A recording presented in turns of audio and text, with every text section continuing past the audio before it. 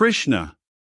Fearlessness, singleness of soul, the will always to strive for wisdom, open hand and governed appetites, and piety, and love of lonely study, humbleness, uprightness, heed to injure not which lives, truthfulness, slowness unto wrath, a mind that lightly letteth go what others prize, and equanimity, and charity which speeth no man's faults, and tenderness towards all that suffer, a contented heart, fluttered by no desires, a bearing mild, modest, and grave, with manhood nobly mixed, with patience, fortitude, and purity, an unrevengeful spirit, never given to rate itself too high, such be the signs, O Indian prince, of him whose feet are set on that fair path which leads to heavenly birth.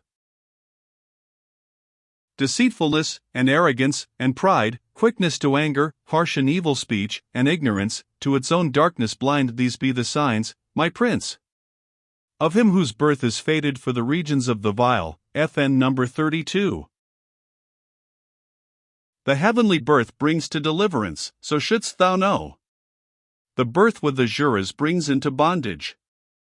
Be thou joyous, prince, whose lot is set apart for heavenly birth. 2 stamps there are marked on all living men, divine and undivine. I spake to thee by what marks thou shouldst know the heavenly man. Hear from me now of the unheavenly. They comprehend not, the unheavenly, how souls go forth from me, nor how they come back unto me, nor is there truth in these, nor purity, nor rule of life. This world hath not a law, nor order, nor a lord, so say they, nor hath risen up by cause following on cause, in perfect purposing, but is none other than a house of lust. And, this thing thinking, all those ruined ones of little wit, dark-minded give themselves to evil deeds, the curses of their kind. Surrendered to desires insatiable, full of deceitfulness, folly, and pride, in blindness cleaving to their errors, caught into the sinful course, they trust this lie as it were true, this lie which leads to death, finding in pleasure all the good which is, and crying, here it finisheth. Ensnared in nooses of 100 idle hopes, slaves to their passion and their wrath, they buy wealth with base deeds, to glut hot appetites. Thus much, today, they say, we gained. Thereby such and such wish of heart shall have its fill, and this is ours. And th other shall be ours. Today we slew a foe, and we will slay our other enemy tomorrow. Look! Are we not lords? Make we not goodly cheer?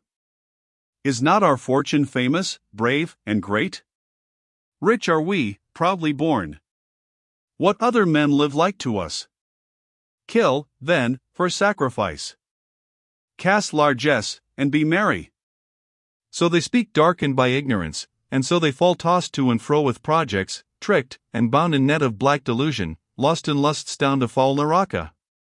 Conceited, fond, stubborn and proud, dead drunken with the wine of wealth, and reckless, all their offerings have but a show of reverence, being not made in piety of ancient faith.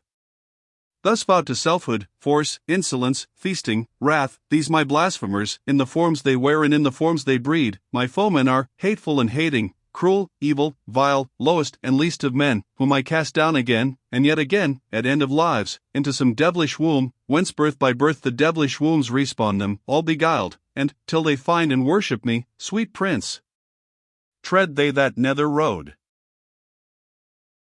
The doors of hell are threefold, whereby men to ruin pass, the door of lust, the door of wrath, the door of avarice. Let a man shun those three. He who shall turn aside from entering all those 3 gates of Narak, wendeth straight to find his peace, and comes to Swarga's gate. FN number 33. Here in Death Chapter 16. Of the Bhagavad Gita, entitled Devesaresa Padwibhadvayag, or the Book of the Separateness of the Divine and Undivine.